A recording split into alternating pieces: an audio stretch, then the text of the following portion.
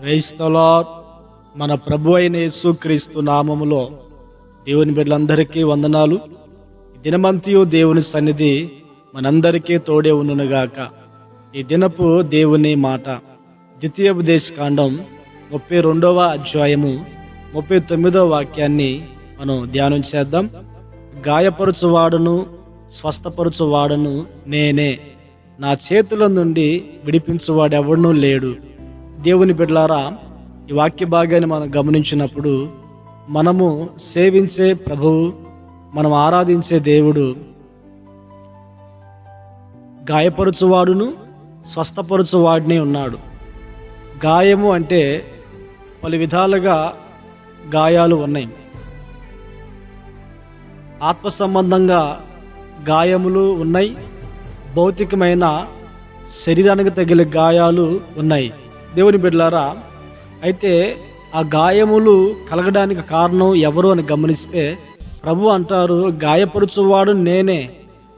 దేవుని బిడ్డలారా, ఒకసారి మనము ఈ వాక్యాన్ని ఆలోచన చేస్తే ఆత్మ సంబంధమైన గాయాలను మనము అనుభవించే పరిస్థితి ఏర్పడుతుంది. ఏంటి ఈ ఆత్మ సంబంధమైన గాయం అంటే, కొంతమంది వారు మాట్లాడే మాటలు మనకి గాయంగా ఉంటాయి.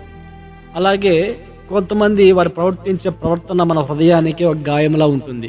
ఇలాంటివి ఆత్మ సంబంధమైన గాయములు. అనారోగ్యం వస్తే అదొక గాయము.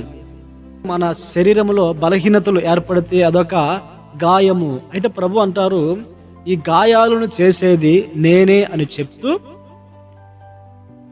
మనం తెలియక ఏమనుకుంటామంటే, ఎవరైనా మన గురించి కొన్ని మాటలు మాట్లాడుతుంటే, చెడు మాటలు మాట్లాడుతుంటే, లేదా మన ఎదుట చెడుగా ప్రవర్తిస్తూ ఉంటే ఆ గాయాన్ని బట్టి మనం ఎందుకు వీళ్ళు ఇలా ప్రవర్తిస్తున్నారు అని మాట్లాడతాం. కానీ ప్రభు అంటారు, ఆ గాయము ఆ రీతిగా కలగడానికి కారణం నేనే అని ప్రభు మాట్లాడుతూ ఉన్నాడు. కనుక దేవుడు చేసే గాయము అది దేవుని వలన, దేవుడు వారికి ప్రేరేపణ కలిగించి వారి ద్వారా మనకు గాయాన్ని ప్రభు కలిగిస్తున్నాడు. ఎందుకు అంటే, మనం ఇంకా విధేయత నేర్చుకోవడానికి, మనం ఇంకా ఆయనకి సమీపంగా ఉండటానికి, మనము ఆయనకు లోబడటానికి, మనము ఆయనకు ప్రార్థించడానికి కొన్ని సందర్భాలలో దేవుడే మనకు గాయం కలిగేటట్లుగా అనేక మందిని లేపుతాడు. అలాగే మన దేహానికి ఏదైనా గాయమైనప్పుడు ఆ గాయమును కలిగించేవాడు కూడా దేవుడే. ఎందుకంటే మనం ఆయన దగ్గరికి వెళ్ళాలని, ఇంకా ప్రార్థన చేయాలని, ఇలాంటి గాయాలను ప్రభు కలిగిస్తారండి.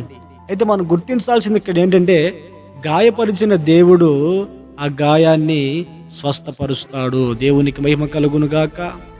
గాయము చేసేది ఆయన, ఆ గాయము మానేటట్లు చేసేది కూడా దేవుడే. అంటే స్వస్థపరిచేది ఆయనే, గాయం చేసేది ఆయనే, స్వస్థపరిచేది ఆయనే. కనుక దేవుని మీద ఆధారపడి, ఆ స్వస్థత కొరకు ఆధారపడి ఆయన సన్నిధిలో ప్రార్థించగలిగితే దేవుడు శీఘ్రంగా స్వస్థతను అనుగ్రహించునుగాక.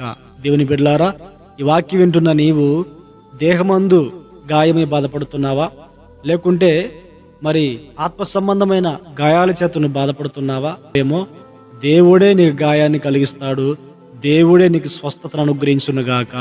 మనం ఆరాధించే దేవుడు స్వస్థపరచు దేవుడు. ఆయన అన్నారు, నేను స్వస్థపరచు యెహోవాను అని ప్రభువే చెప్పారు. కనుక మనము స్వస్థపరిచే దేవుని దగ్గరికి వెళ్ళి ప్రార్థన చేసుకొని మనకున్న గాయాలలో స్వస్థత పొందినట్లుగా ఆయన పాదాలు పట్టుకొని వేడుకుందాం. ప్రార్థన. ఆశ్చర్యకరుడా, దయగల తండ్రి, జీవాధిపతి, మీకు స్తోత్రాలు చెల్లిస్తున్నాం నాయన. ఈ దినాన్ని మీరు మాకు అనుగ్రహించున్నారు, అందుకే స్తోత్రం. గాయం చేసేది మీరేనని, స్వస్థపరిచేది మీరేనని మీరు తెలియపరిచారు నాయన. మాకు ఆత్మీయంగా భౌతికమైన ఈ గాయాలు కలిగినప్పుడు మీ ద్వారా కలిగిందని, మీ దగ్గర ఇంకా మేము ప్రభువా మీ సన్నిధికి రావటకు, మీకు సమీపంగా ఉండటకు కృప చూపమని ప్రార్థిస్తున్నాం. అలాగే స్వస్థపరిచే దేవుడు నీవు నాయన. నా తండ్రి, గాయపరుచుని నీవు స్వస్థపరుస్తావు గనుక ఆ రీతిగా ప్రభువా నీ మాటలేని మేము విశ్వాసం ఉంచి మీ ద్వారా గాయపరచబడి స్వస్థత నొందుటకు కృప మాకు అనుగ్రహించే దినమంతు ఈ కృపా క్షేమాలు మాకు తోడుగా ఉంచి మహిమను పొందమని యేసు నామములో ప్రార్థించి అడిగి పొంది ఉన్నాము తండ్రి. Amen, amen.